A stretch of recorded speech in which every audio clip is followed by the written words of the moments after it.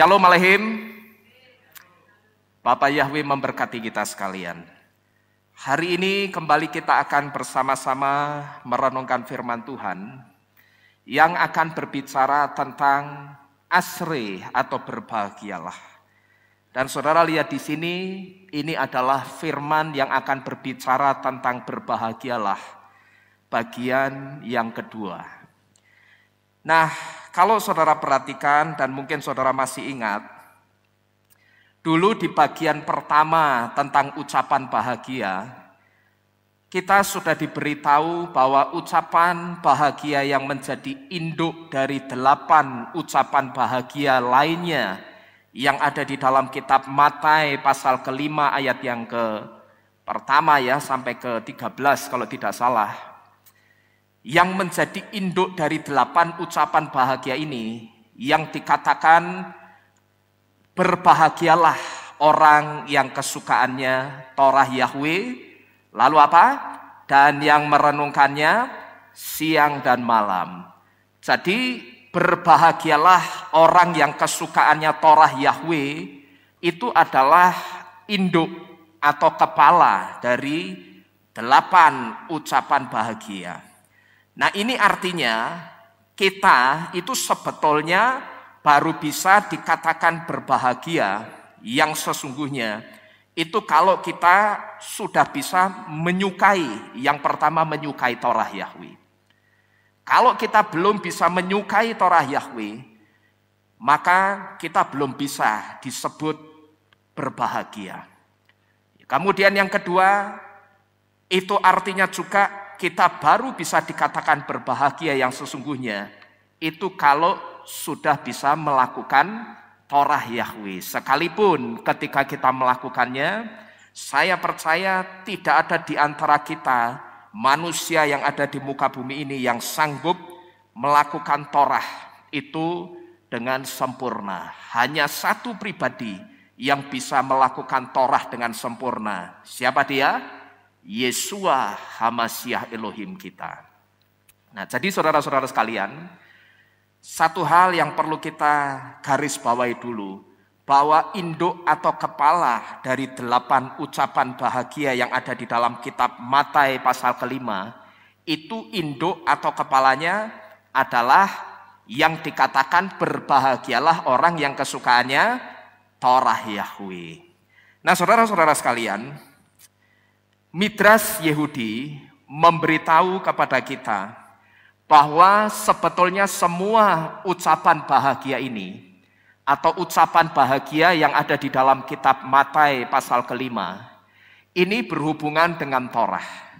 Dan secara eksklusif 8 ucapan bahagia itu sebetulnya ditujukan untuk murid-murid Yesua dan orang-orang Yahudi, dan berhubungan juga dengan latar belakang masa duka cita yang dialami oleh nenek moyang mereka ketika nenek moyang mereka ada di pembuangan dulu, saudara. Jadi awalnya semua atau 8 ucapan bahagia ini sebetulnya ditujukan itu untuk murid-murid Yesua dan untuk orang-orang Yahudi. Dan semua ucapan bahagia ini perlu saudara ketahui ada satu benang merahnya atau ada kaitannya dengan latar belakang masa duka cita yang dialami oleh nenek moyang orang-orang Yahudi yang ada di zaman pembuangan dulu. Jadi dulu setelah bait suci itu dihancurkan dan kemudian semua perkakas bait suci itu dijarah dan dicuri, orang-orang Israel pada waktu itu dibuang ke Babel. Dan kita tahu ada 4 orang pemuda yang namanya Daniel, Hananya, Misael, dan siapa? Asaria. Mereka berempat ini dipaksa ketika ada di Babel mengganti identitas atau nama mereka dengan nama berhala atau dewanya bangsa Babel. Yang Daniel diganti siapa? Hananya, Misael, Asaria diganti siapa? Sadrah, Mesah, dan Abednego. Tapi kalau Daniel diganti siapa?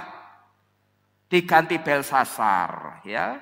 Jadi setelah bait suci itu dihancurkan, perkakasnya dicuri, kemudian orang-orang Yahudi itu dibuang ke Babel. Nah, pada saat itu ada 4 orang Yahudi yang dipaksa mengganti namanya dengan nama berhalanya orang-orang Babel, yaitu Daniel, Hananya, Misael, dan Asaria. Lalu tidak hanya itu, saudara. Mereka bertiga, Hananya, Misael, dan Asaria, itu juga dipanggang di dalam dapur perapian. Tetapi di situ Bapa Yahweh menyatakan kuasanya. Ketika raja melihat dapur perapian untuk melihat sudah sampai kayak apa 3 orang yang dipanggang ini. Tetapi rupanya ketika raja melihat ke dalam dapur perapian, di situ raja tidak hanya menemukan 3 orang, tetapi berapa? Ada 4 orang. Siapa orang keempat ini? Apakah dia Daniel? Bukan. Tetapi orang keempat ini adalah malaikat Bapa Yahweh yang diutus untuk menolong Hananya, Misael, dan Asaria. Dan raja juga melihat di dalam dapur perapian mereka justru memuji-muji Yahweh.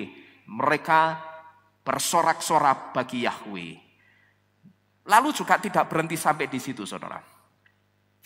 Kalau kita membaca sejarah, ketika peristiwa pembuangan ke Babel, itu setiap laki-laki yang perawakannya bagus itu oleh raja, mereka akan dikebiri, saudara. Setiap laki-laki Yahudi yang perawakannya bagus itu akan dikebiri, lalu mereka akan dijadikan sida-sida istana atau dijadikan pengawal istana. Nah, jadi dari kisah kelam nenek moyang orang-orang Yahudi yang dibuang ke Babel ini, maka muncullah ucapan-ucapan bahagia dari Yesua yang tujuannya itu sebagai ucapan penghiburan untuk murid-murid Yesua dan juga untuk orang-orang Yahudi yang hidup di zamannya Yesua pada waktu itu. Jadi bisa dikatakan awalnya 8 ucapan bahagia itu eksklusif hanya untuk orang-orang Israel atau untuk orang-orang Yahudi. Nah, tapi ada yang harus kita ketahui juga, bahwa apapun yang diajarkan oleh Yesua itu juga berlaku untuk goyim atau untuk bangsa-bangsa di luar bangsa Yahudi yang juga masuk dalam iman percaya orang-orang Yahudi dan yang percaya kepada Elohimnya orang-orang Yahudi. Jadi sedikit saya ulang, awalnya 8 ucapan bahagia itu eksklusif hanya untuk orang-orang Yahudi sebagai ucapan penghiburan. Tetapi kita harus tahu juga bahwa apapun yang diajarkan Yesua termasuk ucapan bahagia ini juga berlaku untuk kita yang adalah goyim atau bangsa-bangsa di luar bangsa Yahudi, atau juga untuk orang yang masuk dalam iman percayanya orang-orang Yahudi dan percaya kepada Elohimnya orang-orang Yahudi. Nah, kita ini masuk enggak, saudara, dalam iman percayanya orang-orang Yahudi? Masuk enggak kita ini? Masuk. Karena apa? Karena sesembahan kita sama dengan sesembahannya orang-orang Yahudi, sekalipun tidak semua orang Yahudi itu menyembah sama seperti kita di tempat ini. Karena dari 100% orang Yahudi itu hanya 10% orang Yahudi yang menerima Yesua sebagai Tuhan dan Juru Selamat seperti kita yang ada di tempat ini, saudara. Yang 90% itu hanya menerima Bapa Yahweh sebagai Tuhan bagi mereka. Tetapi itu pun nama Yahwehnya ketika dipanggil diganti dengan apa? Hashem atau diganti dengan Adonai. Tetapi kalau kita di tempat ini, kita menerima dua-duanya. Karena Yesua itu adalah Yahweh sendiri, seperti Yohanan atau Yohanes 10 ayat 30 katakan, yang turun ke dunia ini mengambil rupa seorang manusia untuk menyelamatkan kita. Ya, jadi kalau ditanya kita masuk enggak dalam iman percayanya orang Yahudi, kita masuk karena sesembahan kita juga sama. Nah, karena kita masuk, maka semua ucapan bahagia yang ada di dalam kitab Matius pasal ke-5 ini otomatis juga berlaku untuk kita sekalian. Nah, hari ini saudara, saya akan mengajak untuk kita melihat 2 saja dari 8 ucapan bahagia. Karena kalau saya perhatikan 2 ucapan bahagia ini punya arti yang sangat dalam. Kalau kita coba lihat dari sudut pandang Torah. Ini seperti ketika saya membahas tentang birkat kohanim atau berkat imam. Yang kalau setiap kita selesai ibadah, kita bersama-sama menengadahkan tangan, kita menerima berkat dari Bapa Yahweh. Itu kan ada banyak saudara ya. Ada sekitar mungkin 5 atau 7 berkat itu. Tapi pada waktu itu saya hanya ambil 2 berkat. Karena saya lihat 2 berkat ini punya arti yang sangat dalam. Dan 2 berkat ini ada sesuatu yang dalam tanda kutip aneh. Maka saya tertarik untuk menyampaikan soal 2 berkat ini. Nah, demikian juga dengan 8 ucapan bahagia. Kita tidak akan membahas 8-8-nya. Karena yang 8 dulu sudah pernah saya bahas di tempat ini.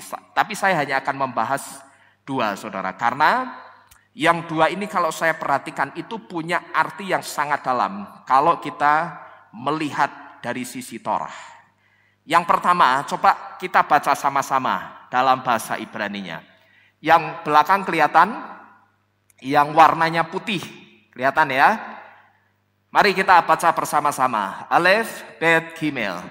Asre, Anie, Haruah. Kilahem, Malhut, Hasyamayim. Artinya apa ini? Berbahagialah orang yang miskin dalam roh, karena kerajaan Syamayim adalah milik mereka. Itu bisa saudara lihat di pasal ke-5 kitab Matius ayat yang ke-3. Nah, saudara-saudara sekalian, melalui ayat ini kita diberitahu dengan jelas bahwa yang dimaksud dengan miskin di sini ini bukan miskin yang mengacu kepada soal materi. Tetapi miskin di sini jelas dikatakan miskin dalam roh. Tapi kepada roh seseorang, miskin yang arahnya kepada rohnya seseorang. Maka di sini ayatnya dalam bahasa Ibrani itu ditulis dengan kata anie haruah, miskin dalam roh. Nah, kata anie haruah di sini mengacu kepada roh seseorang yang tertekan karena rasa bersalah atas dosa yang dia lakukan. Saudara-saudara sekalian, ketika saya melihat berita internasional, karena jujur saja saudara, saya lebih suka kalau nonton YouTube, kalau misalkan nonton berita, itu saya lebih memilih nonton berita internasional. Karena terus terang berita-berita dalam negeri itu membosankan. Isinya itu saja saudara. Ya, kalau enggak orang korupsi, nanti kalau korupsi ketangkep, mungkir. Kalau enggak masih berputar soal vaksin, soal corona. Ya, nah kalau kita nonton berita-berita yang seperti ini terus, buat saya terus terang ini jadi satu energi yang negatif. Maka saya pribadi itu tidak pernah update korbannya corona berapa, itu tidak pernah update. Dan saudara, saya minta juga kita tidak usah kalau nyetel YouTube nonton korban corona mati sekian ribu, kena sekian ribu, tidak usah. Karena itu energinya sangat negatif. Ya, kita jaga sendiri saja kesehatan kita yang penting. Ya, tapi kita tidak usah ngurusi soal itu karena itu energinya negatif. Ya, kita berdoa saja. Kita minta Bapak Yahweh semakin sedikit korbannya dan semakin tidak ada korban lagi. Amin. Nah, saya pribadi cenderung lebih suka dengan berita-berita yang ada di luar negeri, saudara, atau internasional. Nah, ketika saya melihat berita internasional, terutama soal berita korupsi tapi di negara lain, saudara, saya cukup salut dengan pejabat-pejabat yang ada di luar negeri, sekalipun tidak di semua negara. Tetapi saya cukup salut ketika mendengar berita-berita dari pejabat-pejabat di luar negeri yang ketika mereka itu ketahuan korupsi atau mereka ketahuan melakukan kesalahan apapun, ada beberapa negara yang pejabatnya itu tidak malu untuk mengakui kesalahannya. Dan saya perhatikan juga dari beberapa negara ini, mereka juga tidak sungkan untuk melepaskan jabatannya ketika mereka ketahuan berbuat satu kesalahan. Misalkan mereka ketahuan korupsi, mereka ketahuan kolusi, lalu mereka dipidana, mereka juga tidak sungkan untuk melepaskan jabatannya. Jadi sebelum dipecat, mereka mengundurkan diri dulu karena mereka merasa bersalah atau menyalahgunakan jabatannya. Kita bisa melihat di Jepang itu ada menteri ekonomi yang namanya Akira Amari. Nah, Akira Amari ini dia mengundurkan diri karena stafnya menerima suap sebesar 12 juta yen. 12 juta yen itu waktu itu nilainya sekitar 1,5 miliar dari sebuah perusahaan konstruksi, saudara. Kalau kita perhatikan di sini yang korupsi itu Akira Amari atau orang lain? Coba saudara perhatikan. Orang lain. Padahal yang korupsi atau yang terima suap itu bukan Akira Amari tetapi anak buahnya. Tapi saya salut dengan pimpinannya. Dia menganggap kalau anak buahku korupsi, itu berarti aku sebagai pemimpinnya yang gagal. Walaupun sebetulnya hal ini tidak perlu dilakukan, saudara. Kalau menurut saya, ya, dia tidak perlu mundur.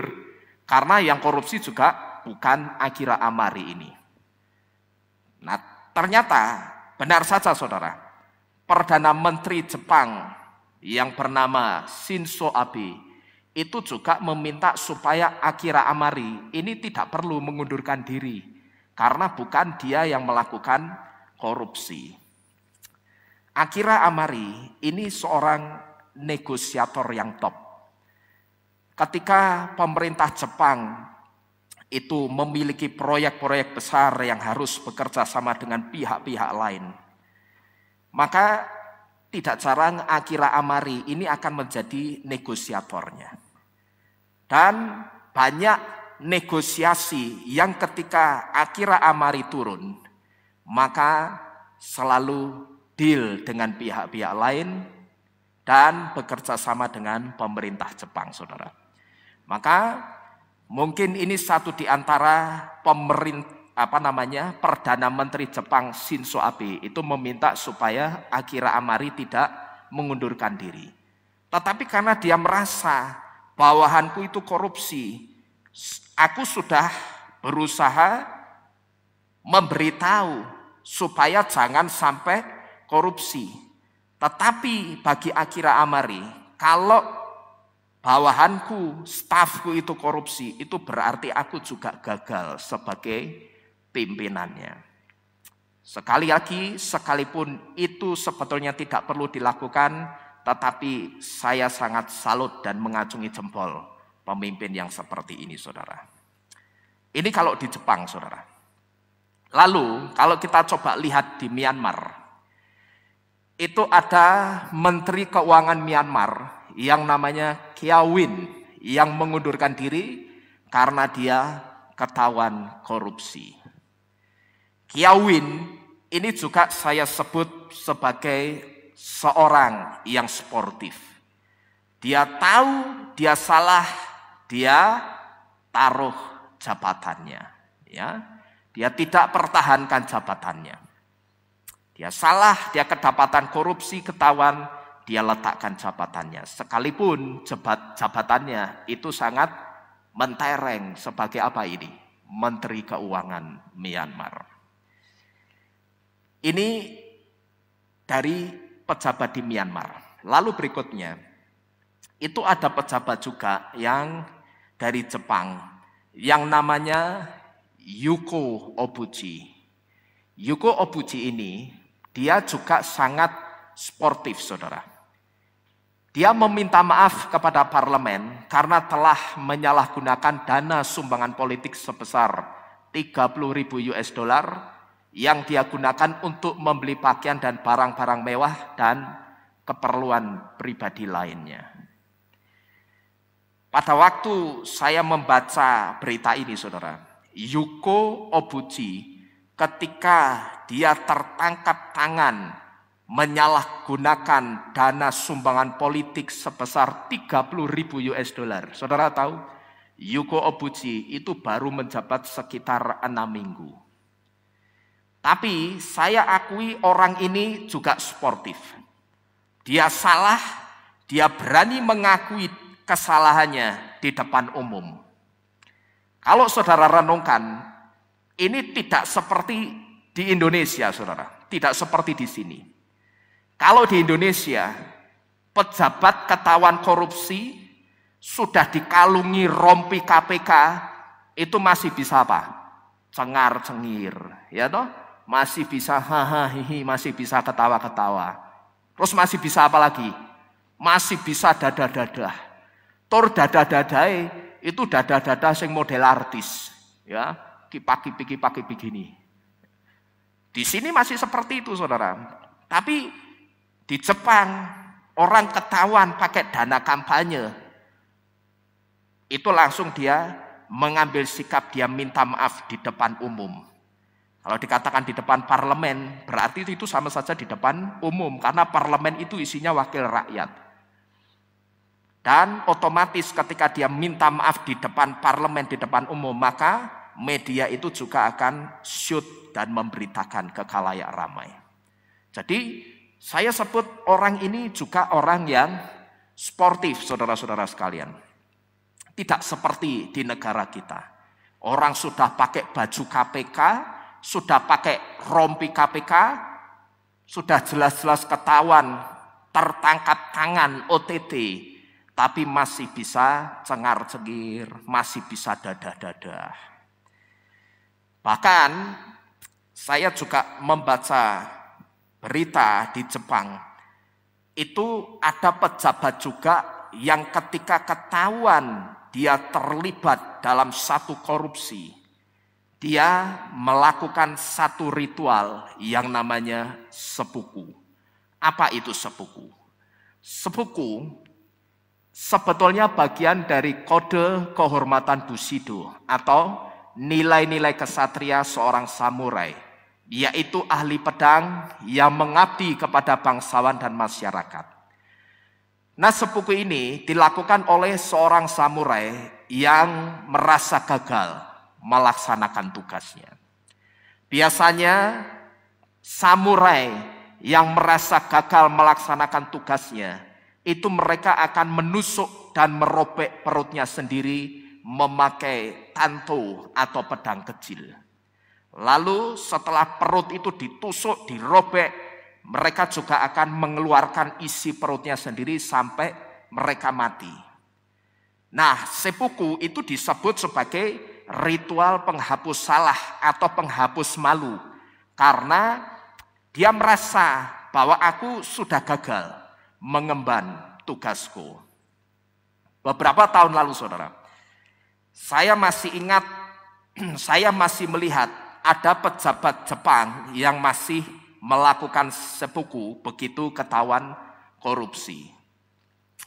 Dan begitu pejabat ini melakukan seppuku lalu dia mati, maka namanya yang tercemar, nama keluarganya yang tercemar, itu akan pulih kembali. Yang tercemar karena kesalahannya, entah dia korupsi atau melakukan kesalahan apapun, ketika pejabat itu melakukan seppuku, maka namanya yang tercemar dan keluarganya yang tercemar itu akan dibersihkan lagi, pulih kembali, saudara.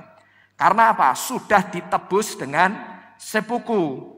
Keluarganya juga mulai saat itu pemerintah akan menyatakan namanya bersih dan keluarganya tidak lagi menanggung malu karena keluarganya yang korupsi. Ini di Jepang. Lalu kemudian ada lagi. Ada juga pejabat yang hanya melakukan kesalahan kecil yang bagi kita itu sangat kecil, saudara. Tapi dia sangat malu dengan kesalahannya ini. Dan ketika dia menjadi sangat malu dengan kesalahan yang menurut kita kecil, dia kemudian meletakkan jabatannya, saudara. Di Inggris itu ada Menteri Negara untuk Departemen Pembangunan Internasional yang bernama Michael Page.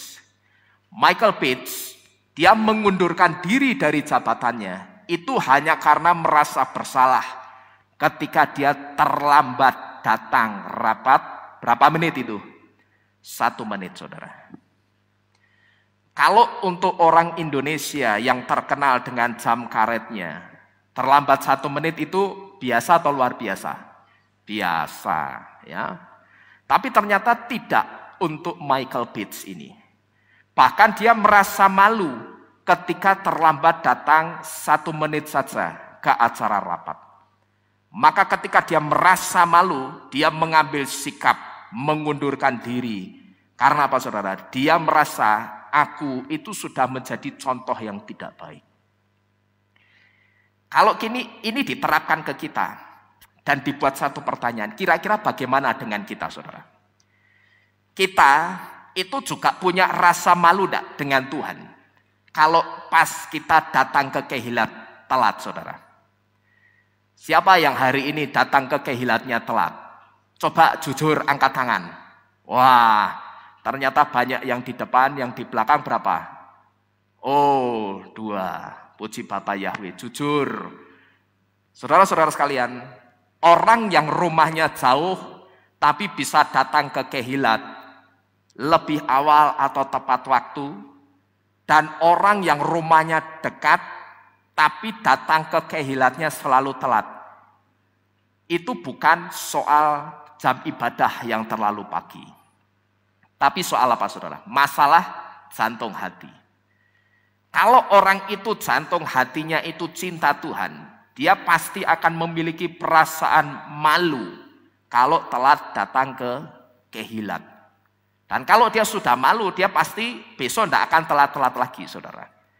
Nah, kalau dia sekali saja datang ke kehilat, tapi besok, hari ini telat, besok masih telat lagi. Ini perlu dipertanyakan dengan satu tanda tanya yang besar. Orang ini masih punya kemaluan atau enggak? Ya. Ini perlu dilihat, ini kemaluannya masih ada atau enggak ini. Tentunya kemaluan dalam tanda kutip, saudara. Kira-kira kalau sudah begini, enaknya jalan keluarnya bagaimana? Solusinya, saudara. Apa gini aja? Jam ibadah kita kan jam 8. Supaya tidak telat, diganti jam 9 bagaimana, saudara? Kira-kira menurut saudara, orang yang selalu telat datang ibadah, itu kalau jam ibadahnya dirubah, ini akan menjamin orang itu besok kalau diganti jam 9 pasti tidak akan telat, jamin tidak kira-kira? Tidak akan jamin. Karena yang harus dirubah itu bukan jam ibadahnya, tapi apa? Sikap jantung hatinya dia.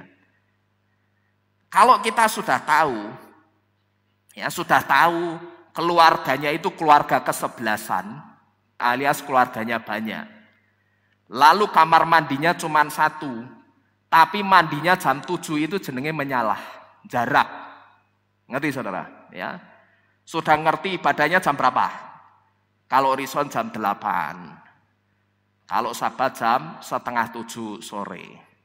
Nah kalau sudah ngerti ibadahnya rison jam 8, keluarganya keluarga kesebelasan, kamar mandinya cuma 1, ibadah jam 8, mandi jam 7 ini jenenge menyalah. Itu jelas salah. Harusnya yang benar. Kalau ngerti ibadah jam 8, mandi jam 9. Nanti datang jam 11 pas shalom. Nah itu lebih benar saudara ya.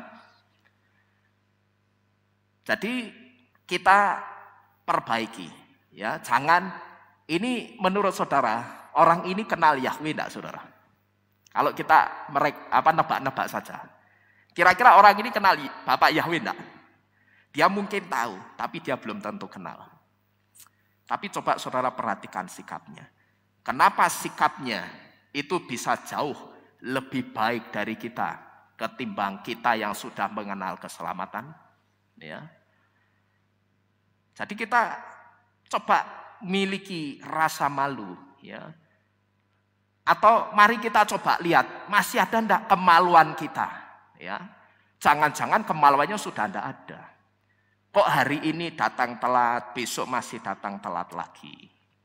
Ya, eman-eman loh saudara. Kalau kita melewatkan Shema Yisrael. Karena di dalam setiap jam ibadah yang sudah ditentukan, perlu saudara ketahui bahwa setiap jam ibadah yang sudah ditentukan itu dulu diserahkan ke Bapa Yahweh untuk diberkati jam-jam ibadahnya. Dulu Sabat itu jam ibadahnya saya masih ingat jam 6. Jam 6 masih kecacalan, pada bingung. Ada yang datangnya sangat terlambat karena baru saja pulang kerja. Lalu saya rasa kasihan karena memang harus pulang kerja jam-jam segitu. Lalu saya tawarkan bagaimana jam 7. Kalau jam 7 nanti pulangnya terlalu malam Pak. Ya sudah kita ambil tengah-tengahnya. Antara jam 6 sama jam 7 berarti jam 6:30 sore. Ya. Tapi ternyata masih ada yang terlambat enggak? Masih ada. Ya. Jam 8 juga masih ada yang terlambat. Saudara tahu? Ada orang-orang atau ada satu gereja yang ibadahnya kalau minggu, itu ibadahnya, saya sebut minggu karena bukan di sini. Itu jam 6 pagi loh saudara. Tapi juga mereka tidak telat saudara. Jadi sekalipun jam ibadah di tempat ini dirubah jadi jam 9, itu tidak akan menjamin untuk orang itu tidak telat-telat lagi. Karena yang harus dirubah apa tadi? Sikap, jantung, hatinya. Kalau dia cinta Tuhan, dia tidak akan berani-berani telat datang ibadah. Kita renungkan saja saudara. Ya, seringkali saya memberikan perumpamaan ini. Saudara mau ke Jakarta, naik pesawat, berani saudara telat 1 menit saja? Berani Pak, tinggal. Ya, memang kue sopo ngenteni kue, ya toh. Numpak bis masih bisa dikejar, ya kan? Terus diawe-awe. Pesawat ngejarnya gimana? Saudara jangankan telat 1 menit, telat beberapa detik. Sekarang kereta api itu on time. Jam 7 saya berangkat pelayanan dulu ke Purwodadi. Jam 7 berangkat benar saudara. Dan sekarang kereta api bersih. Tidak ada orang jualan, tidak ada kemeriak di dalam kereta itu tidak ada. Bersih, rapi. Ya. Jamnya pun berangkat, jam 7 berangkat, di tiket jam 7 ya jam 7 persis berangkat tet. Orangnya sudah datang atau belum, pintu tutup berangkat. Ya. Coba kita renungkan. Kita mau ada satu urusan penting dengan kolega, dengan teman bisnis. Kita telat 1 menit saja naik pesawat, kita pasti akan ditinggal. Ya. Nah, masa kita mau punya urusan penting dengan Tuhan, dengan Bapak Yahweh, kita telat-telat, tidak cuma 1 menit, tapi bisa sampai bermenit-menit. Terkadang saya perhatiin lewat CCTV, yalah, gondes gentos teko iki. Ya. Jam segini baru datang. Nah, ini namanya tidak menghargai Tuhan, saudara. Roh HaKodes sebelum jam 8 dia sudah ada di tempat ini mempersiapkan berkatnya untuk saudara. Masa saudara yang sudah dipersiapkan berkat oleh Bapak Yahweh datangnya telat-telat, ya. Jadi saya tidak mau bertanya, piye besok telat lagi ndak, percuma, ya. Saudara sudah dengar yang harus dirubah apanya? Sikap jantung hati kita. Amin. Ya, saudara rubah, puji Bapak Yahweh. Ya, kalau saudara anak Bapak Yahweh jangan seperti itu. Amin. Ya, rubah. Ayo jangan telat-telat, ya. Nah, saudara-saudara sekalian, kalau kita melihat pejabat-pejabat yang sportif ini, seperti inilah seharusnya kita. Ketika salah, ya kita harus sportif, berani mengakui. Tetapi seringkali saudara, saya perhatikan masih ada orang, baik itu orang umum di luaran sana atau anak-anak Tuhan yang tidak sportif, yang tidak fair dengan sikapnya. Dia jelas-jelas melakukan kesalahan, tapi dia berusaha melemparkan kesalahan itu justru kepada orang lain. Yang saya sebut dengan bahasa politiknya itu play victim.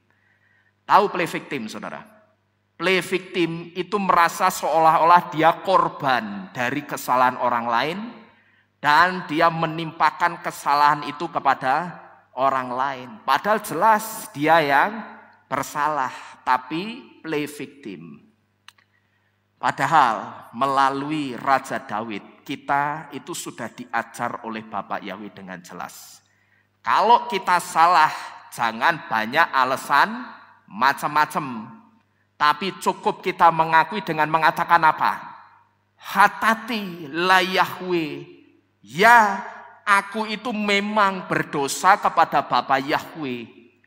Bapak Yahweh itu tidak pernah suruh kita, kalau kamu salah, kalau kamu dosa, lakukan sepuku, baru dosamu tak ampuni. Pernah Bapak Yahweh ngomong begitu, saudara? Tidak pernah. Ya. Sekali lagi, Bapak Yahweh itu tidak pernah suruh kita ketika kita jatuh dalam dosa, ketika kita salah, lakukan sepuku dulu, baru tak ampuni dosamu. Tuhan tidak pernah ngomong seperti itu. Tapi cukup apa? Akui kesalahanmu dan bertobatlah. Maka saya percaya dari ketersembunyiannya, Bapak Yahweh yang setia dan adil pasti mengampuni dosa-dosa kita. Jadi kalau salah akuilah, jangan malah play victim. Ya. Perlu saudara ketahui bahwa Bapak Yahweh itu justru mengasihi dan dia akan berpihak kepada orang-orang yang aniye haruah atau miskin dalam roh, yaitu orang-orang yang rohnya itu tertekan karena guilty, karena rasa bersalah atas dosa yang dia lakukan. Perhatikan ini baik-baik. Bapak Yahweh itu justru respect, dia menghormati dan dia menghargai kepada orang yang apa? Play victim atau orang yang merasa bersalah. Orang yang merasa bersalah. Tapi kalau orang itu jelas-jelas bersalah tapi dia justru play victim, dia melemparkan kesalahan kepada orang lain dan membuat orang lain itu seolah-olah yang bersalah, yang menyebabkan dia sampai ada dalam keadaan terpuruk seperti ini. Justru Bapak Yahweh tidak respect, saudara. Bapak Yahweh, kalau kita bandingkan, saudara renungkan, bandingkan antara kejatuhannya Adam Hawa dengan kejatuhannya Daud. Adam Hawa itu jatuh soal makanan. Lalu kejatuhannya Daud soal apa, saudara? Perempuan. Saudara tahu bedanya perlakuannya Bapak Yahweh kepada Daud dan kepada Adam Hawa. Kepada Adam Hawa, Bapak Yahweh langsung apa? Mulai hari ini terkutuklah tanah tempat di mana kamu berdiri. Ya. Tapi kepada Daud atau kepada Daud, Bapak Yahweh ngomong apa? Lewat Nabi Nathan dia katakan, hari ini dosa-dosamu diampuni. Nah kok bisa nih, saudara? Padahal kejatuhannya Daud itu kejatuhannya juga tidak sepele. Kejatuhan seorang karena perempuan. Tapi Bapak Yahweh kok langsung mengampuni. Itu karena Daud ketika dia jatuh dalam dosa. Dia tidak banyak alasan cincong macam-macam. Dia tidak banyak mengutarakan sebabnya, argumennya kenapa aku berbuat seperti ini. Dia tidak mengatakan, lawes adus ning ngarepku.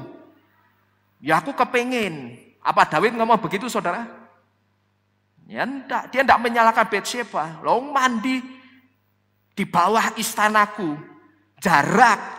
Wis ngerti aku senengi jalan-jalan di Serambi, di Loteng, lah malah mandi di bawah istanaku. Ya mesti ketok. Daud ngomong begitu? Enggak. Tapi dia cukup katakan apa? Hatatilah Yahweh. Dia katakan, ya aku memang berdosa kepada Yahweh dengan raut wajah penuh penyesalan. Maka pada saat itu ruh Yahweh itu langsung memberi hikmat kepada Natan. Dia katakan, hari ini juga dosa-dosamu diampuni. Itu artinya apa? Kalau kita sedang dalam kejatuhan, dalam kesalahan, jangan pernah play victim. Ya, tidak usah nyari atau nyalain orang lain. Lihat diri kita sendiri, kenapa sampai aku jatuh. Dan tidak usah kita beralasan macam-macam. Cukup katakan apa tadi? Hatati la Yahweh. Ya, aku itu memang berdosa kepada Yahweh. Itu yang benar saudara. Itu tapi kalau orang itu mau mendapatkan pengampunan. Kalau dia butuh pengampunan, terkecuali kalau dia tidak butuh pengampunan. Ya, itu lain perkara. Jadi Bapak Yahweh itu justru dia respect, dia berpihak dan mengasihi orang-orang yang aniye haruah atau miskin dalam roh, yaitu orang-orang yang merasa tertekan karena rasa bersalahnya karena dosa yang dia lakukan. Buktinya apa? Bapak Yahweh itu justru respect dengan orang yang langsung mengakui dosanya. Tetapi sekali lagi saya memberitahu ini bukan sebagai satu pembenaran. Karena seringkali saya mendengar orang itu gampang sekali ngomong hatatilah Yahweh. Istilahnya bahasan dikandani jurusnya, dikandani rumusnya supaya diampuni sidik-sidik hatatilah Yahweh. Berarti kalau sedikit-sedikit hatatilah Yahweh, berarti itu sedikit-sedikit juga dia berbuat apa? Dosa. Paham saudara? Ya. Saudara jangan main-main juga dengan kata hatatilah Yahweh. Ya. Itu memang satu rumus atau satu jurus supaya kita, satu di antara jurus supaya kita ketika jatuh dalam dosa langsung mendapatkan pengampunan dari Tuhan. Tapi bukan berarti lantas kita sedikit-sedikit hatatilah Yahweh itu kurang ajar namanya. Itu yang disebut menyebut nama Yahweh Elohimu dengan sembarangan itu termasuk seperti itu. Ya. Seharusnya sudah ngerti salah, ya besoknya jangan diulangi lagi. Ya, jadi jangan manfaatkan hatatilah Yahweh itu sebagai untuk pembenaran. Oh, besok tak jatuh dalam dosa lagi. Lalu hatatilah Yahweh lagi. Oh, nanti paling diampuni kok sama Bapak Yahweh. Bukan seperti itu, saudara. Ya, saya rasa soal ini kita semua sudah dewasa. Saya tidak perlu memberitahu terlalu panjang lebar. Ya, saya yakin kita berpikir sama. Kita sudah dewasa, kita ngerti mana yang benar. Tetapi saya harus mengatakan ini karena saya sebut ada orang-orang itu yang latah. Sedikit-sedikit hatatilah Yahweh. Itu loh saudara. Tapi dia sengaja melakukan kesalahannya itu sengaja. Jarak gitu loh. Saya hanya mau memperingatkan hati-hati. Karena itu akan dideteksi telinga Bapak Yahweh. Itu sama dengan menyebut nama Yahweh Elohimu dengan sembarangan. Ingat di dalam kata hatati la Yahweh itu juga ada nama siapa? Nama Yahweh di situ. Ya, jadi kalau kita asal mengucapkan hatati la Yahweh sembarangan itu juga kita dideteksi sembarangan memanggil atau menyebut nama Yahweh Elohim. Jadi saudara-saudara sekalian, ada buktinya bahwa Yahweh itu justru respect, mengasihi, dan perhatikan ini baik-baik. Ini Yahweh justru apa ini? Berpihak. Ya, luar biasa bukan? Ya. Kalau saudara ingat dulu pada saat perayaan Yom Kippur, saya ingat masih waktu itu saya menyampaikan firman yang berbicara tentang Rahamim Avakes. Saya katakan orang yang sedang dalam kejatuhan itu butuh rahum, butuh pengampunan dari Bapa Yahweh. Ini sama halnya dengan bahwa Yahweh itu berpihak kepada orang-orang yang sedang dalam kejatuhan dosa. Saya juga memberitahu dulu, kalau sudah diadakan pemberesan dengan Tuhan, tidak usah merasa tertuduh terus. Karena ketika orang itu selalu merasa tertuduh dan tertuduh terus, padahal dia sudah pemberesan dengan Tuhan, hati-hati.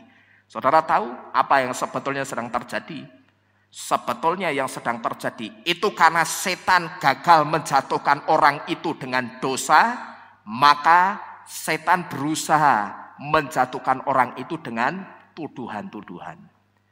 Dikasih dosa, gagal. Sekalipun dia sudah jatuh dalam dosa, tetapi dia sudah bereskan hubungannya dengan Tuhan, selesai enggak? Selesai. Tapi di sini rupanya ada satu pihak yang tidak terima. Dan pihak itu adalah pihaknya setan.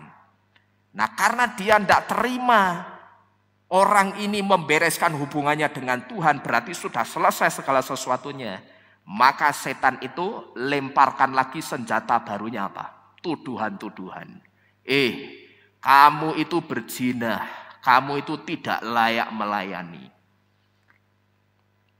Memang ketika ada dalam kejatuhan apapun, tidak hanya dosa perzinahan, harus segera dibereskan. Tapi kalau sudah dibereskan, ya sudah, kembalilah melayani. Jangan berangkat dengan tuduhan-tuduhan lagi. Ya. Hati-hati saudara. Bapak Yahweh itu berpihak kepada orang yang miskin dalam roh. Orang yang merasa bersalah karena dosa yang dia lakukan. Lihatlah betapa baiknya Tuhan kita itu. Ya, ketika Tuhan yang lain, umatnya itu jatuh yang ada justru penghakiman, tetapi Bapak Yahweh apa yang dia lakukan? Marilah datang kepadaku, kamu yang letih lesu dan berbeban berat, aku akan memberikan kelegaan bagimu. Amin.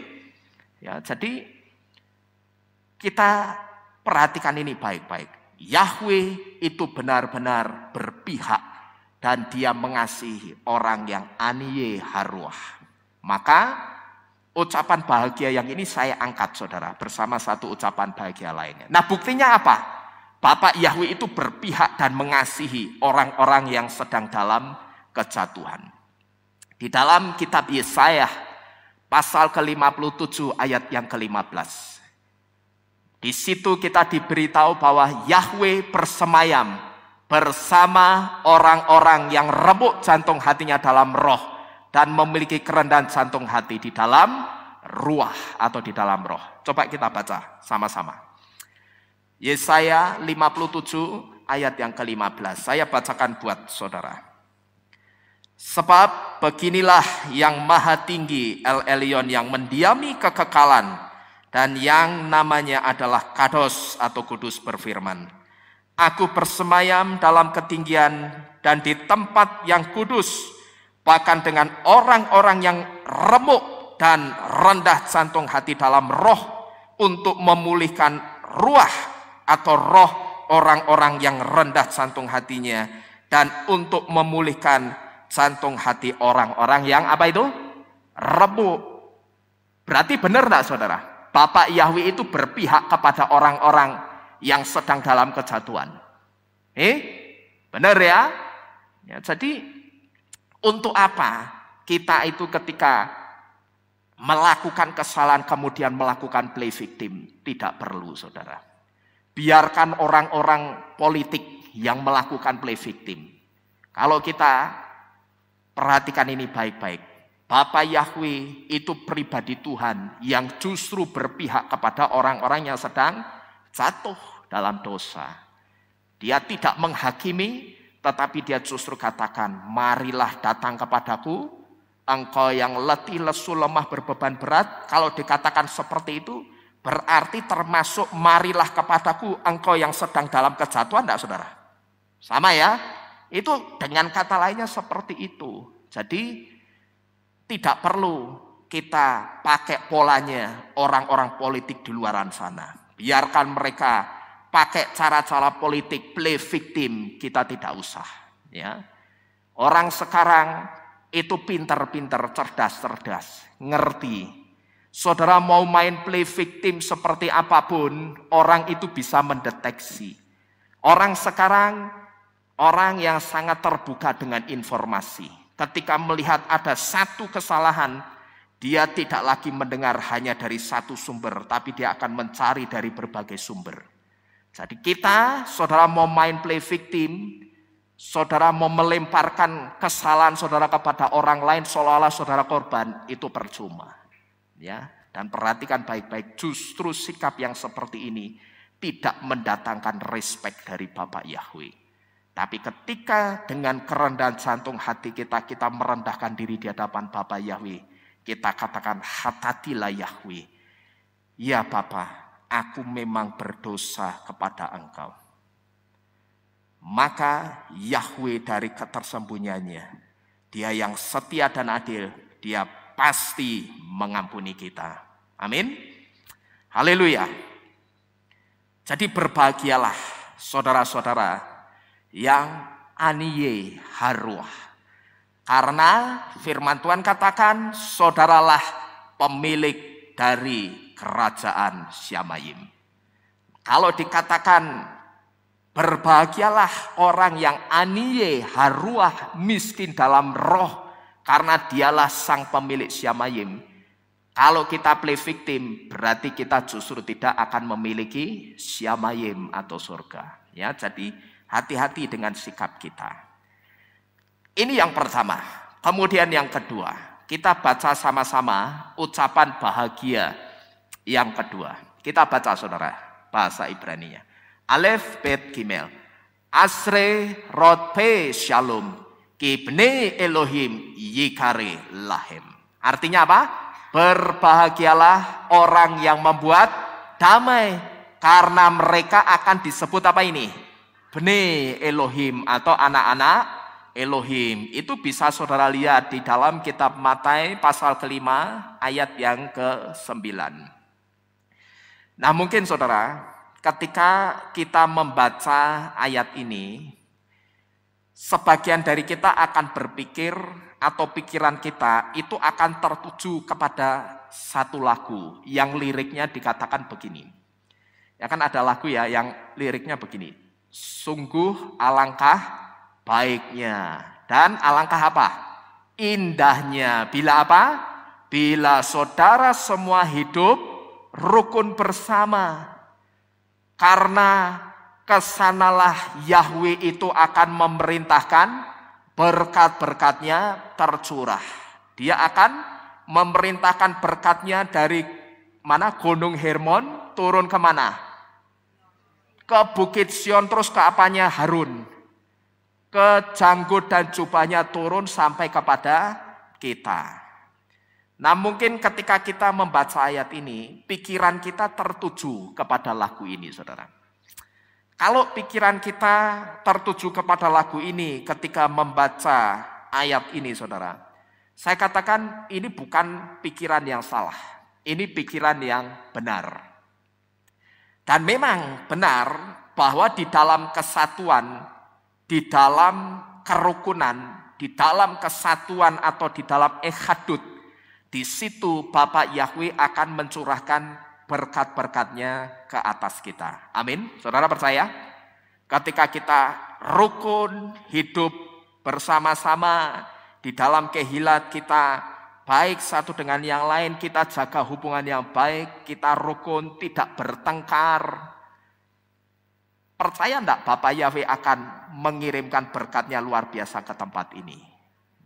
Kalau di tempat ini dicurahkan, pertanyaannya, di tempat ini ada siapa? Ada kita semua, ada saudara dan saya. Saudara terima berkat juga enggak berarti? Terima berkat, kehilatnya diberkati, jemaatnya diberkati. Sama-sama dibuat terbang tinggi melintasi kesusahan dunia ini. Enak apa enggak? Naiknya apa? Yeshua Airline, bukan Perkutut Airline, ya, tapi Yeshua Airline sing ora mungkin tiba, saudara. Ya, pilotnya siapa? Yeshua. Tetapi sekali lagi itu semua bisa dicapai ketika kita satu di antaranya hidup rukun bersama. Jadi benar, kalau mungkin ketika membaca apa ini Matius 5 ayat 9, kemudian pikiran kita terlintas lagu iya ya, ini sama seperti lagu yang dikatakan, sungguh alangkah baiknya, sungguh alangkah indahnya kalau kita hidup rukun bersama, karena kesanalah Yahweh akan memerintahkan berkatnya. Tidak salah saudara kalau berpikir seperti ini. Oh, ini ada kaitannya dengan lagu ini nih, mesti ini. Ya, sekali lagi tidak salah. Memang benar saudara. Di dalam ehadut atau di dalam kesatuan, di dalam kerukunan, di situ pasti ada berkat Bapa Yahweh menyertai kita. Tapi ada satu hal yang harus kita ketahui juga.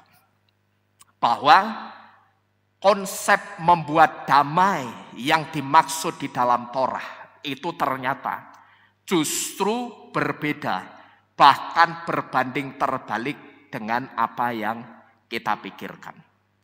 Kita tadi mikirnya apa?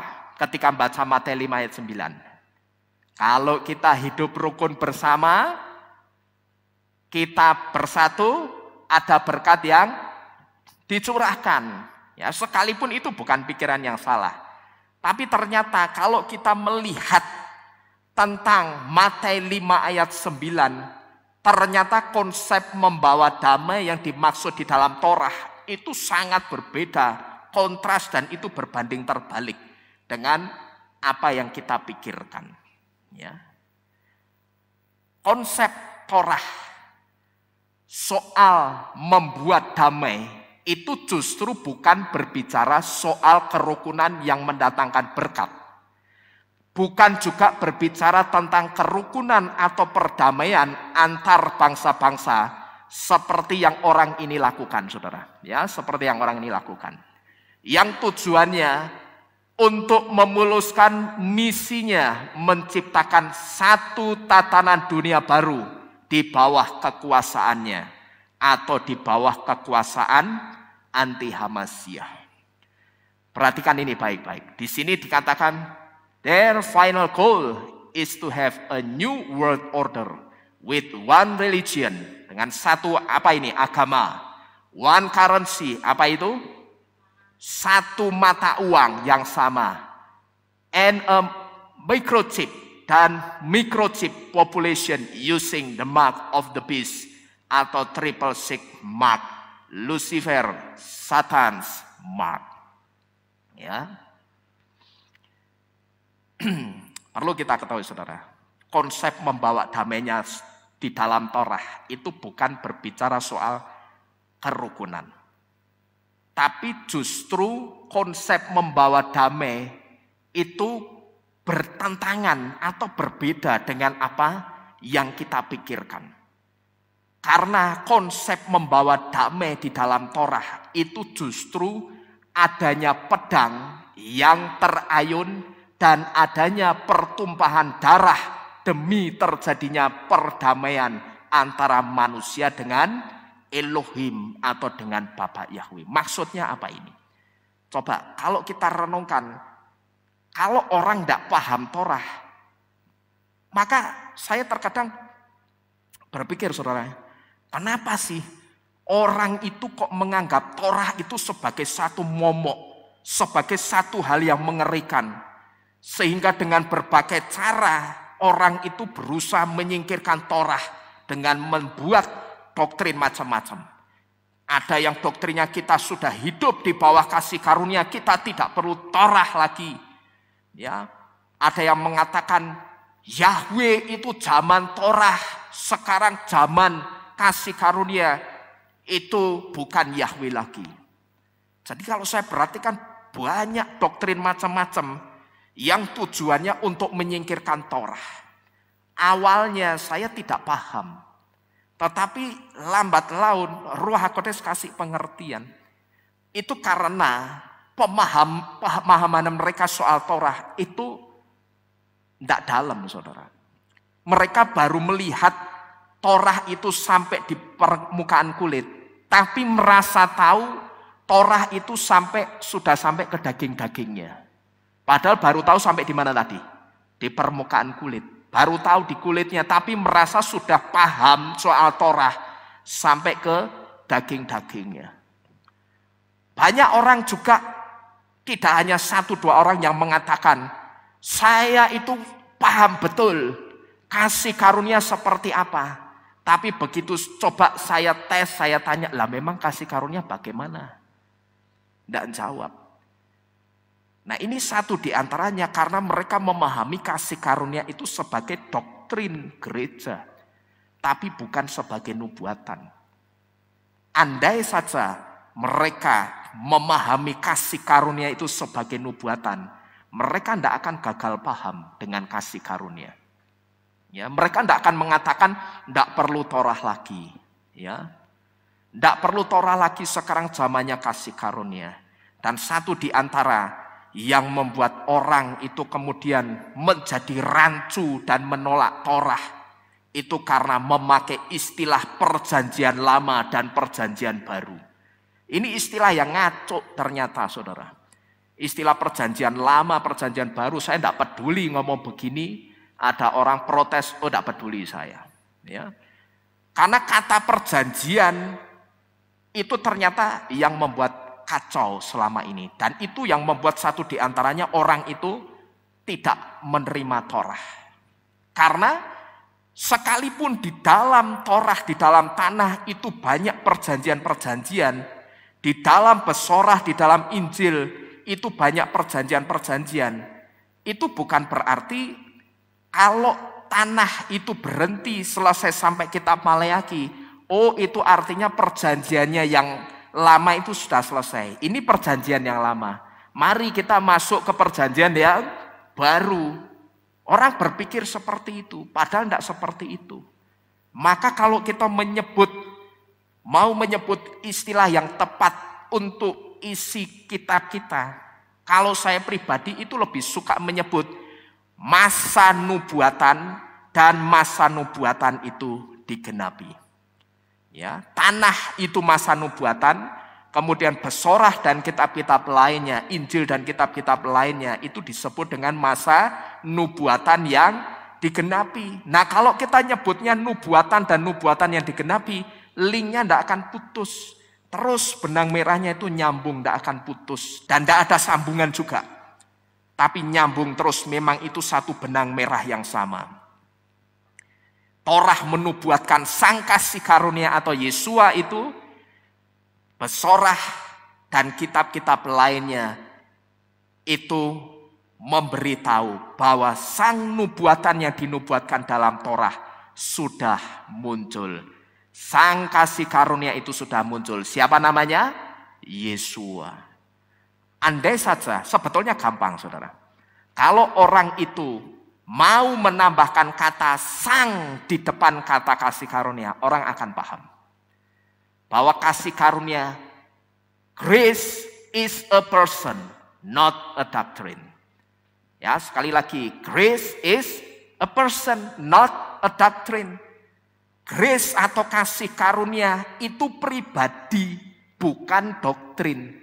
Kasih karunia itu ada pribadinya, gitu loh, paham saudara? Ya, jadi kasih karunia itu ada pribadinya, bukan seperti Casper tuyul yang jalan begitu saja tiba-tiba muncul doktrin ini, bukan. Tapi kasih karunia itu person, ada pribadinya. Nah, pribadinya siapa? Pribadinya itu tidak lain Yesua. Kalau orang melihat kasih karunia itu dari nubuatan, dia akan ngerti bahwa Torah itu sampai kapanpun tidak pernah terbatalkan dan tidak pernah dibatalkan. Tapi benang merah Torah dan kasih karunia itu akan terus nyambung.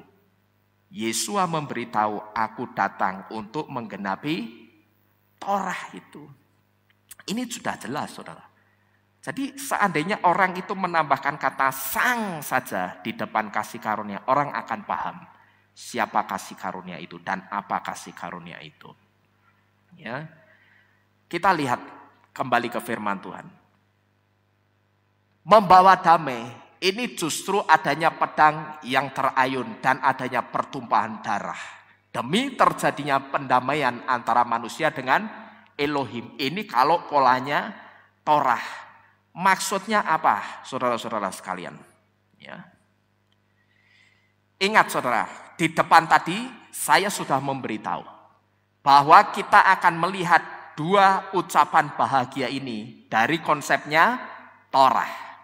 Nah, lalu apa artinya ini? Apa artinya membawa damai itu justru ada pedang dan pertumpahan darah? Kita lihat di sini. Konsep membawa damai di kitab Matius 5 ayat 9 ini sebenarnya berangkat dari kisahnya Pinehas, anak dari Eleazar, yang pada waktu itu membunuh Simri, seorang laki-laki Israel yang kedapatan sedang melakukan perzinahan dengan wanita Midian yang bernama Kosbi. Nah, ketika Pinehas itu membunuh Simri, maka saat itu surutlah murka Bapa Yahwe ketika Pinehas membunuh keduanya. Karena di hadapan Yahwe, apa yang Pinehas lakukan adalah sedang membela kehormatan Yahwe. Kita baca saudara. Di dalam kitab Bamidbar pasal ke-25. Ayat yang pertama sampai dengan yang ke-15. Saya bacakan buat saudara. Saudara simak baik-baik. Bamidbar bilangan 25 ayat pertama sampai dengan yang ke-15. Perzinahan bangsa Israel. Dan Israel tinggal di Sitim. Dan bangsa itu mulai berbuat lacur dengan anak-anak perempuan Moab. Dan mereka mengajak bangsa itu kepada korban ilah-ilah mereka. Ini yang dimaksud Moab, bangsa Moab mengajak bangsa Israel untuk berkorban kepada ilah-ilahnya bangsa Moab. Dan bangsa itu makan serta bersujud kepada ilah-ilah mereka. Dan Israel menggabungkan dirinya pada Baal Peor. Maka menyalalah murka Yahwe kepada Israel. Dan berfirmanlah Yahwe kepada Mose, ambillah semua pemimpin bangsa itu dan gantunglah mereka di hadapan Yahwe menghadap matahari, supaya nyala murka Yahwe surut dari Israel. Dan berkatalah Mose kepada hakim-hakim Israel, haruslah kamu masing-masing membunuh mereka yang telah menggabungkan diri kepada Baal Peor. Dan lihatlah, seorang dari Bani Israel datang dan membawa kepada saudara-saudaranya seorang wanita Midian. Di depan mata Mose dan di depan mata seluruh jemaat Bani Israel ketika mereka sedang menangis di pintu kemah pertemuan. Dan Pinehas anak Eleazar, anak Harun imam itu melihat hal itu. Dan bangkitlah dia dari tengah-tengah umat itu dan mengambil sebuah tombak dalam tangannya. Dan masuk mengikuti orang Israel itu ke dalam kemahnya. Dan dia menikam keduanya, orang Israel dan wanita itu pada perutnya. Dan berhentilah tulah atas Bani Israel itu. Dan mereka yang mati oleh tulah itu ada 24.000 orang. Dan berfirmanlah Yahwe kepada Mose dengan mengatakan, Pinehas anak Eleazar, anak Harun imam itu telah menyurutkan murkaku terhadap Bani Israel ketika dia cemburu dengan kecemburuanku di tengah-tengah mereka, sehingga aku tidak menghabisi Bani Israel dalam kecemburuanku. Karena itu katakanlah, lihat, akulah yang mendirikan baginya perjanjian damaiku. Dan hal itu akan menjadi perjanjian imamat selamanya bagi dia dan bagi keturunannya sesudah dia. Sebagai ganti bahwa dia telah sangat cemburu bagi Elohimnya dan telah mengadakan penebusan bagi Bani Israel. Ini yang dimaksud siapa namanya? Pinehas ya. Dan nama pria Israel yang terbunuh, yang dibunuh bersama wanita Midian itu ialah Simri, anak Salu, seorang pemimpin keluarga leluhur Simeon. Dan nama wanita Midian yang dibunuh ialah Kosbi, anak perempuan Sur. Ia adalah seorang kepala suku keluarga leluhur di Midian. Sampai di sini saudara, saya berharap kita tidak rancu dengan apa yang pernah saya ajarkan di tempat ini, saudara. Mungkin ketika saudara, mana ya? Nah ini, ketika saudara membaca di hadapan Yahweh, apa yang Pinehas lakukan adalah sedang apa ini? Membela kehormatannya Yahweh.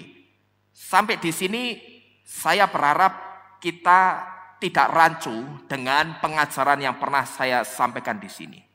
Saya pernah menyampaikan Yahweh itu bukan tipe pribadi Tuhan yang minta dibela, tetapi dia akan mengapakan kita? Membela kita. Amin. Jangan kita rancu dengan pengajaran ini, saudara. Loh Pak, bukankah Yahweh itu Tuhan yang tidak minta dibela, tapi dia justru membela kita? Saya katakan betul. Kita harus tahu dulu saudara, dalam kasusnya Pinehas, ini Bapak Yahweh juga tidak minta dibela sama Pinehas, tidak. Sekali lagi, dalam kasusnya Pinehas ini, yang membunuh Simri dan Kosbi, itu Bapak Yahweh juga tidak minta supaya Pinehas membela Bapak Yahweh, tidak. Tetapi kalau sampai Pinehas itu membunuh Simri dan Kosbi, itu karena inisiatifnya sendiri untuk membela Bapak Yahweh. Dan perlu saudara ketahui, yang dibela Pinehas itu bukan Bapak Yahwehnya, tapi yang dibela oleh Pinehas adalah kehormatannya Bapak Yahweh. Paham saudara? Ya, yang dibela siapanya? Apanya? Kehormatannya, bukan Bapak Yahwehnya, bukan pribadi Yahwehnya. Pinehas juga ngerti, Yahweh Tuhanku, Elohimku, itu bukan pribadi yang minta dibela, tetapi justru dia Elohimku, satu-satunya Elohim yang justru membela umat-umatnya. Pinehas juga ngerti ini saudara. Ya, maka saya beritahu bahwa ketika Pinehas itu membunuh Simri dan Kosbi, itu bukan Bapak Yahweh yang suruh, bukan Bapak Yahweh yang minta, tapi inisiatifnya sendiri karena Pinehas ingin apa? Membela kehormatannya Yahweh. Karena apa?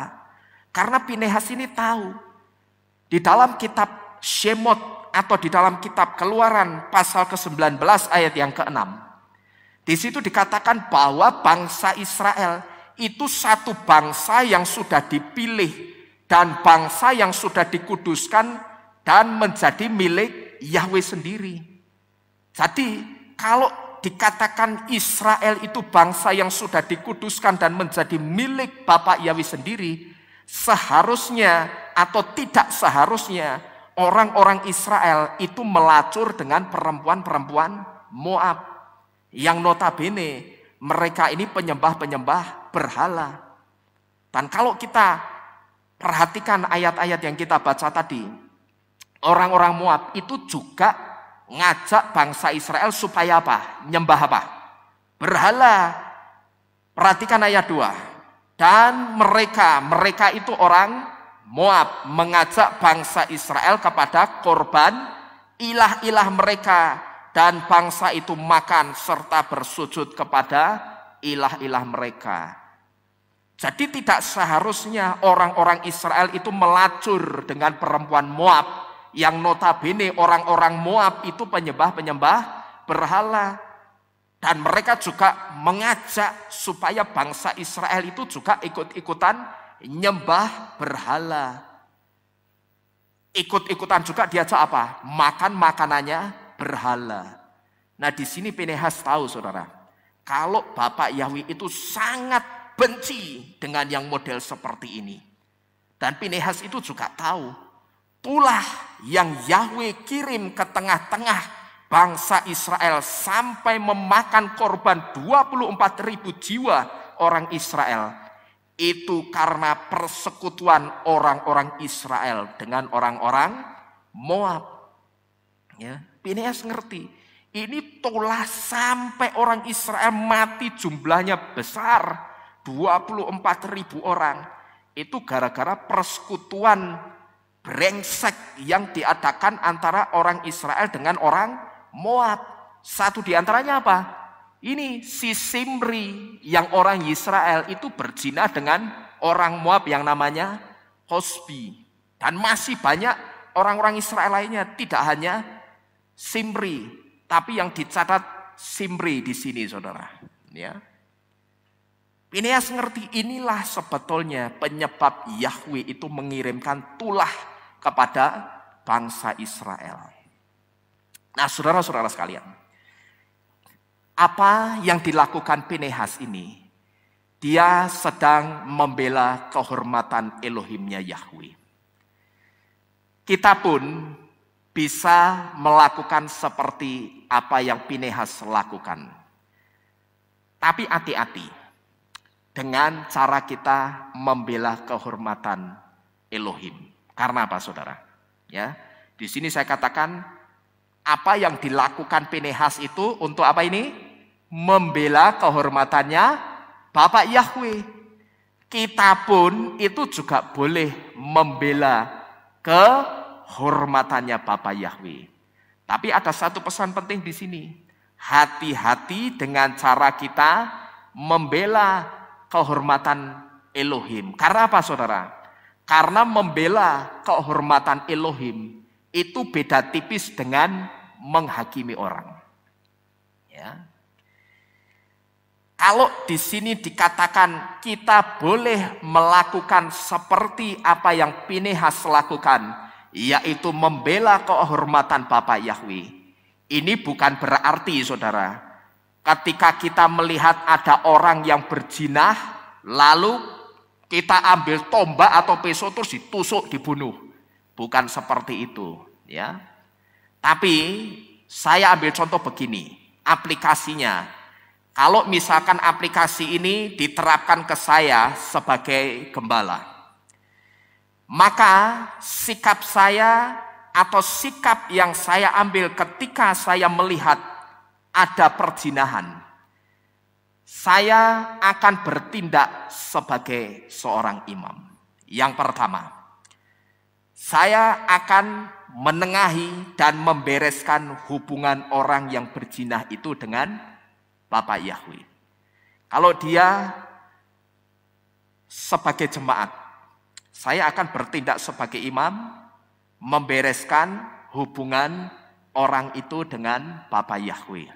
Loh, pernah ada orang yang bertanya begini, Pak, memang perlu ya kalau mau mengakui dosa itu lewat gembala? Saya katakan, dibilang perlu ya perlu, dibilang tidak ya tidak. Karena apa? Bisa enggak kita ngaku langsung sama Bapak Yahweh? Bisa. Tapi perannya gembala apa di sini?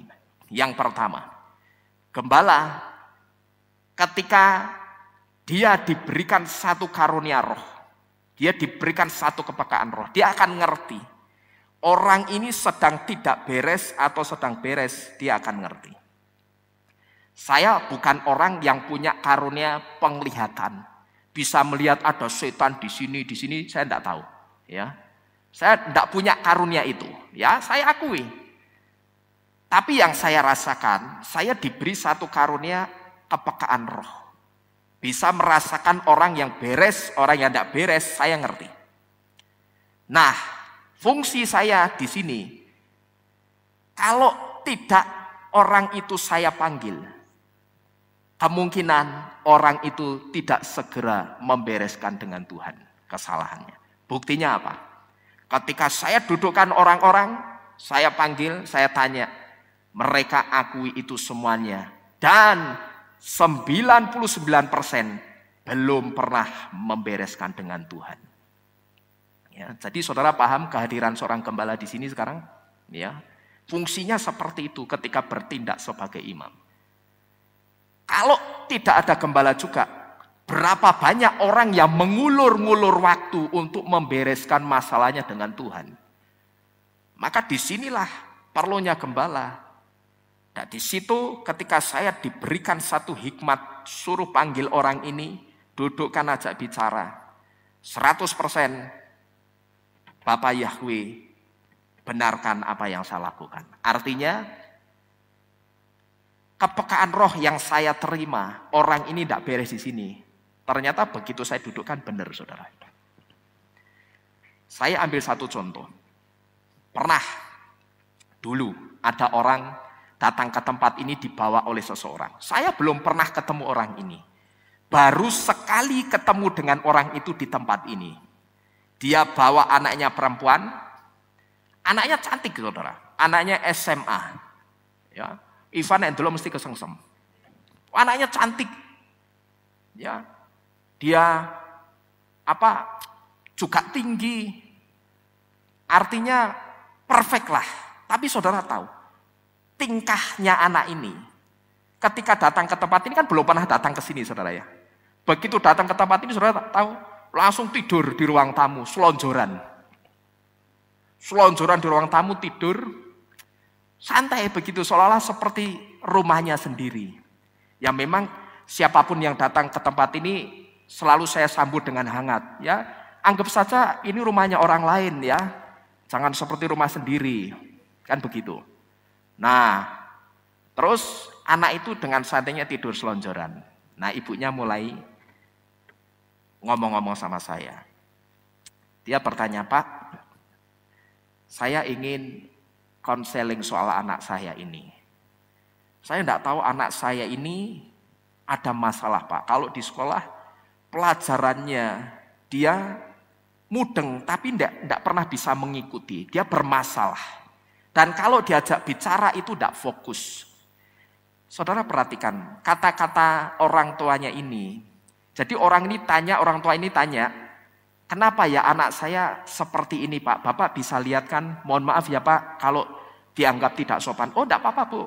Santai saja, ya. Tidak apa-apa, biarkan aja dia tiduran. Justru kalau dia tiduran saya bisa ngomong sama ibunya." Nah, ketika ibunya mulai bicara, di situ Roh Kudus kasih satu hikmat tentang anak ini. Begitu anaknya tidur, saya tanya. Dia ceritakan masalah-masalahnya anak ini, saya cuma disuruh tanya begini. "Ibu pernah ya mau menggugurkan anak ini?" Dia langsung kaget, saudara. Dia lihat temannya yang bawa ke sini. "Loh, Bapak apa tahu?" "Ya saya diberi hikmat seperti itu." Ibu jawab, "Benar apa enggak?" Jawab aja begitu. "Iya benar, Pak." Dia kemudian ceritakan latar belakangnya kenapa mau menggugurkan anak tersebut, saudara. Ya. Nah, memang saya akui saya tidak punya karunia penglihatan. Bisa melihat setan di mana-mana, enggak. Cuman kalau merasakan saya ada di situ. Misalkan merasakan di sini ada satu energi yang bukan dari Bapak Yahweh, kerasa. Tapi untuk melihat saya enggak, saudara. Nah, disinilah ketika gembala itu hadir, maka dia akan ngorek semuanya. Karena ternyata orang itu ada yang beranggapan ini satu kesalahan, tapi bagi dia itu bukan kesalahan. Dan setelah bicara dengan saya, dia katakan, "Ya saya enggak tahu, Pak, kalau ternyata ini juga menjadi satu penghalang bagi doa-doa saya. Ternyata ini satu dosa juga ya, Pak." Iya. Jadi ini kalau diterapkan ke saya, misalkan kasusnya siapa ini? Pinehas. Ini bukan berarti kalau saya melihat ada orang berzina langsung tak bunuh, bukan, saudara. Tapi sikap saya ketika melihat ada perzinahan, saya harus bertindak sebagai imam. Yang pertama, saya bereskan hubungannya dengan Tuhan. Tapi kalau dia seorang pelayan Tuhan, saya harus menghentikan pelayanannya. Baik itu menghentikan sementara waktu atau menghentikan selamanya, itu tergantung kasus perzinahannya seperti apa. Ya. Nah, ini yang dimaksud dengan membela kehormatannya Bapak Yahweh. Karena jangan sampai apa? Kita pelayanan Saya menyadari setiap orang itu rentan dengan dosa. Setiap orang bisa jatuh dalam dosa. Tapi kalau sudah masuk dalam pelayanan, nah ini harus bisa ngontrol. Dosanya ini harus bisa dikontrol. Bukan mengikuti, justru mengikuti bukan. Tapi kalau kecenderungannya dia justru welcome dengan kesalahan, dengan dosa itu, ya saya harus ambil sikap. Saya stop pelayanannya, entah itu sementara waktu atau selamanya, itu tergantung dari kasusnya masing-masing. Lalu kalau kasusnya Pinehas ini juga diterapkan ke saya sebagai gembala. Misalkan ada pelayan Tuhan yang saya pandang tidak serius ketika melayani Tuhan. Pelayanannya saya perhatikan seenaknya, semau-maunya sendiri. Maka sikap saya yang pertama, saya akan panggil orang itu. Saya dudukkan, saya bilang, bisa ndak melayani sungguh-sungguh? Sing bener. Karena yang kamu layani itu bukan manusia, tapi El Elyon yang maha tinggi. Jadi nek pelayanan, kalau pelayanan yang benar, bisa ndak kira-kira? Kalau yang bersangkutan bisa merubah sikapnya, lanjut. Tapi kalau yang bersangkutan tidak bisa merubah sikapnya, maka saya juga harus menghentikan pelayanannya. Nah, apa yang saya lakukan ini saudara? Ketika menghentikan seorang pelayan Tuhan dari pelayanannya karena dia tidak beres, tidak benar dengan pelayanannya, inilah yang disebut dengan membela kehormatan Bapak Yahweh. Jadi bukan ada orang tidak beres pelayanannya, ada orang berzina tak tusuk, tak bunuh, bukan. Ya, ini konsepnya sudah lain lagi. Saya harus melakukan ini supaya murka Bapak Yahweh atas tempat ini itu surut. Karena kalau saya diam, Bapak Yahweh justru akan murka dengan tempat ini, saudara. Sedangkan di tempat ini pelayanan itu dibangun dengan tangisan, dengan tetesan air mata, dengan perjuangan. Nah, kalau diacak-acak dengan orang-orang seperti ini, ya mohon maaf, tidak bisa. Saya lebih memilih membela kehormatannya Bapak Yahweh supaya tidak ada tulah atau murka Bapak Yahweh untuk tempat ini. Ya, siapapun orangnya, sekalipun dia seorang yang sangat potensial, bertalenta, tapi kalau dia tidak beres, dia tidak mau bertobat, tidak mau berubah, maka saya harus mengambil sikap ini dengan terpaksa. Supaya apa? Kalau saya memilih membela kehormatannya Bapak Yahweh, maka Tuhan akan mengirimkan berkat atas pekerjaan di tempat ini, bukan kutuk. Amin. Ya, yang dikirim apa? Berkat Bapak Yahweh. Ya. Nah, ini yang disebut saudara, dengan kita membela kehormatannya Bapak Yahweh. Termasuk kalau ada pelayan Tuhan yang seenaknya pelayanan, ya harus didudukkan. Bisa enggak pelayanannya benar? Bisa lanjut, enggak bisa ya duduk. Kenapa? Jangan sampai wibawa pelayanan itu diinjak-injak oleh orang yang model seperti ini. Orang yang sudah didoakan, diurapi dengan pengurapan khusus untuk melayani, sekalipun pelayanannya itu hanya sebagai aser di depan pintu kehilat, tapi ketika dia mengerjakannya dengan tidak sungguh-sungguh, hari ini jaga pintu, besok tidak jaga lagi, besok tidak jaga lagi, nanti jaga lagi. Ya, apapun pelayanannya. Kalau saya tahu itu tidak benar, itu harus ditegur. Karena jangan sampai wibawa pelayanan itu diinjak-injak oleh orang-orang model seperti ini, saudara. Hati-hati. Kita yang sudah didoakan dengan pengurapan khusus, jangan sekali-kali main-main dengan pengurapan. Saudara, pelayanan apapun diurapi, didoakan. Ya, bahkan saudara masih ingat ya, semua pelayan di tempat ini, bulan Desember 2019, saya ajak saudara kemana? Masih ingat enggak? Ke Magelang. Tidak hanya saya doakan sendiri, saya juga minta ketua sinode kita Pak Lukas. Bahkan kita didoakan di depan jemaat. Masih ingat saudara yang melayani? Masih ya? Saya minta Pak Lukas menumpangkan tangan juga. Ya, di situ saya juga minta. didoakan. Hati-hati. Saudara yang sudah punya tugas tanggung jawab pelayanan, saudara kerjakan seenaknya. Saya kasih tahu, saudara sedang mempermainkan urapan. Hati-hati kalau mempermainkan urapan. Saya akan diam, ya, karena saya ngerti orang itu sudah dewasa, tidak perlu saya kasih tahu panjang lebar. Nanti kita lihat saja, ya. Kalau orang mempermainkan urapan itu seperti apa akibatnya, ya. Jadi saudara-saudara sekalian, jangan kita menginjak-injak wibawa pelayanan. Nah, ini yang disebut dengan membela kehormatan Yahweh. Dan jangan sampai juga maksud hati kita membela kehormatan Yahweh, tapi justru ucapan kita itu didengar sebagai satu penghakiman oleh orang lain. Terkecuali begini saudara, kita memang ngerti orang itu salah, dia tidak benar, lalu kita menasihati yang benar. Tapi karena orang itu tidak mau menerima nasihat kita, itu lain perkara. Ya. Kalau untuk yang seperti ini saudara, nasihat kita, ketika nasihat kita itu diterima sebagai penghakiman, saya kasih tahu saudara, tidak usah dipusingkan orang yang model seperti ini. Ya. Karena apa? Bisa jadi, perhatikan ini baik-baik. Orang tidak mau menerima nasihat yang baik, itu bisa jadi tidak menutup kemungkinan jantung hatinya itu dibuat oleh Bapa Yahweh sama seperti jantung hatinya siapa? Firaun yang dikeraskan Tuhan. Bapak Yahweh punya maksud apa? Kok justru jantung hatinya Firaun itu dibuat keras untuk terus memburu orang-orang Israel dan mau membunuh.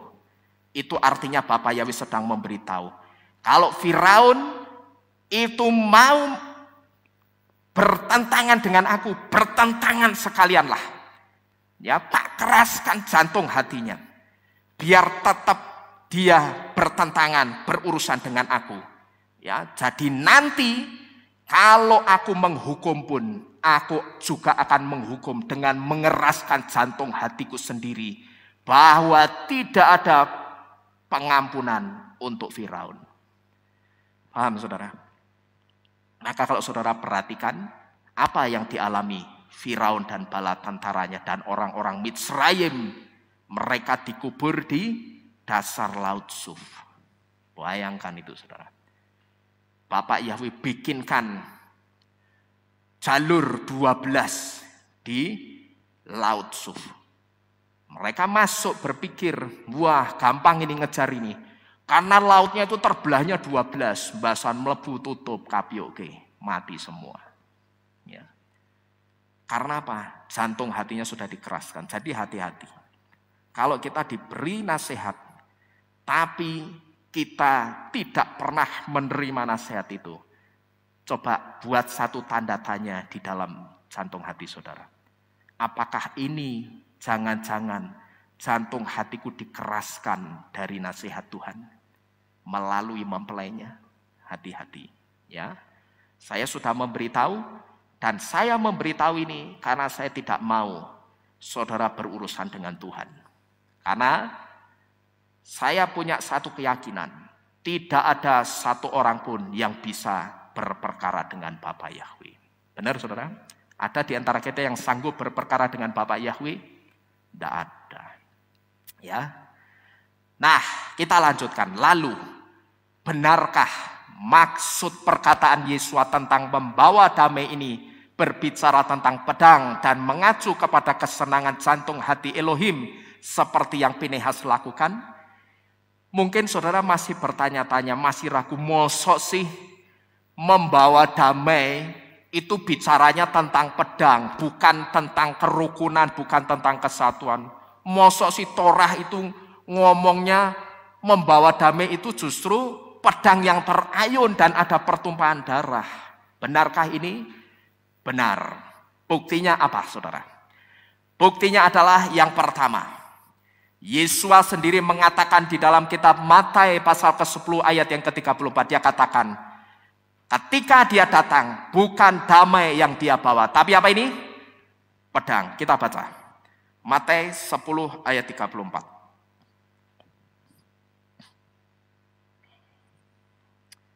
Kita baca sama-sama ya. Alef, Bet, Gimel. Janganlah kamu mengira bahwa aku datang untuk menebarkan apa itu? Damai di atas bumi. Kita baca lanjutnya. Aku tidak datang untuk menebarkan damai, tetapi pedang. Berarti yang ngomong Yesua atau saya, saudara? Yesua, bukan saya. Kalau saudara masih tidak percaya, benarkah konsep Torah itu membawa damai itu justru ada pedang yang terayun dan ada pertumpahan darah? Yesua memberikan buktinya. Ya, dia katakan, jangan kamu mengira aku datang itu membawa damai. Salah. Aku datang justru membawa pedang. Karena dengan pedangnya itu Yesua akan memisahkan juga mana orang-orang yang sungguh-sungguh militan di dalam Bapa Yahweh dengan orang yang sebatas simpatisan. Ya, saya mau beritahu, kalau ada di antara kita yang ikut Bapak Yahweh cuman simpatisan, cuman karena jodoh kita, cuman karena orang lain, hati-hati. Pedang Bapak Yahweh siap-siap berperkara. Ya, saya beritahu ini dulu, saudara. Maka setiap kali saya itu diminta baptis orang, kalau orang itu saya lihat, saya rasakan tidak sungguh-sungguh, saya bilang begini, kamu serius tidak sebenarnya? Terima Bapak Yahweh. Kalau orang itu mau menikah atau mau ada urusan lain, kamu terima Bapak Yahweh-nya itu karena pasanganmu atau karena memang Yahweh itu pribadi Tuhan yang layak kamu sembah dan kamu kasihi sebagai Tuhan. Ya. Kalau kamu menerima Yahweh itu hanya karena mau menikah, lebih baik tidak usah baptis. Kita batalkan baptisannya, tidak masalah. Ya, tunggu nanti sampai kamu benar-benar bisa menerima Bapa Yahweh Tuhan Yesus sebagai Tuhan dan Juru Selamatmu. Ya, orang kelihatan kok, kalau cinta Bapa Yahweh benar-benar kelihatan cintanya. Ya. Saya katakan sama orang itu, saya memberitahu ini karena saya mengasihi kamu. Saya tidak mau kamu urusan panjang sama Bapak Yahweh, karena kamu sudah menipu Tuhan. Kalau sampai kamu mau menerima Yahweh itu karena perkara lain, bukan karena memang kamu mengasihi Bapak Yahweh. Ya, kamu mesti urusan sama Bapak Yahweh berat, hati-hati, saya bilang begitu. Ya, jadi ini persis, saudara. Kalau kita renungkan, ini persis seperti apa yang Yesua katakan. Bahwa konsep membawa damai itu ternyata menurut Torah justru adanya pedang yang terayun dan pertumpahan darah yang tujuannya itu untuk mendamaikan antara Elohim dengan manusia. Itu ternyata juga dikonfirmasi oleh Yesua sendiri. Dengan dia mengatakan, aku datang bukan membawa damai, tapi aku datang dengan membawa pedang. Ya. Ini bukti yang pertama. Kemudian bukti yang kedua. Benar enggak sih konsep membawa damai menurut Torah itu ternyata bukan semata-mata membina kerukunan antar umat atau antar sesama. Bukan, saudara. Ya, bukti yang kedua. Perhatikan kalimat mereka akan disebut anak-anak Elohim di dalam kitab Matius pasal kelima ayat yang ke-9. Kita baca dulu, Matius 5 ayat 9. Kita mundur 5 pasal, langsung ke ayat 9, di situ dikatakan, berbahagialah orang yang membuat damai, karena apa? Mereka akan disebut anak-anak Elohim. Ya, nah, kalau dikatakan mereka akan disebut anak-anak Elohim, ciri-ciri paling jelas dan kelihatan dan yang tidak bisa dicolong.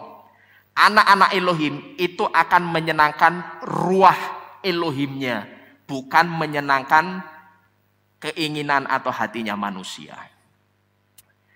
Ini, saudara, persis dengan selebaran yang pernah diterima oleh orang tua saya dulu.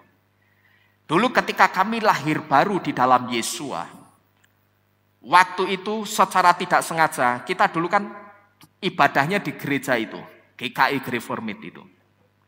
Begitu pulang ibadah, saudara-saudara tahu, orang tua saya nyebrang dari gereja, itu kan nyebrang dulu ya kalau mau ibadah, pulangnya juga nyebrang. Begitu sampai pinggir jalan, sudah di trotoar, itu nemu satu selebaran yang bunyinya begini. Dicari orang yang mau menyakiti hati manusia, tapi menyenangkan hati Tuhan. Selebarannya itu tidak kebetulan bunyinya seperti itu, saudara. Ini benar-benar loh, ini bukan penggambaran. Tapi begitu pulang ibadah, itu langsung nyebrang pulang, jalan kaki kan.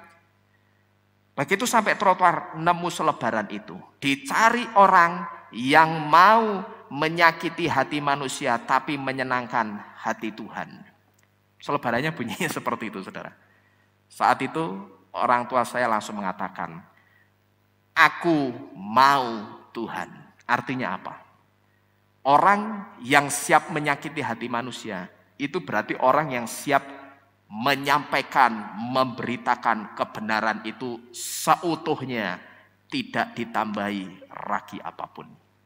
Ini sama seperti Yesua yang disebut sebagai roti yang tidak beragi, yang hari Sabat besok kita akan bersama-sama masuk dalam peringatan hari roti tidak beragi. Ya, Yesua itu roti tidak beragi.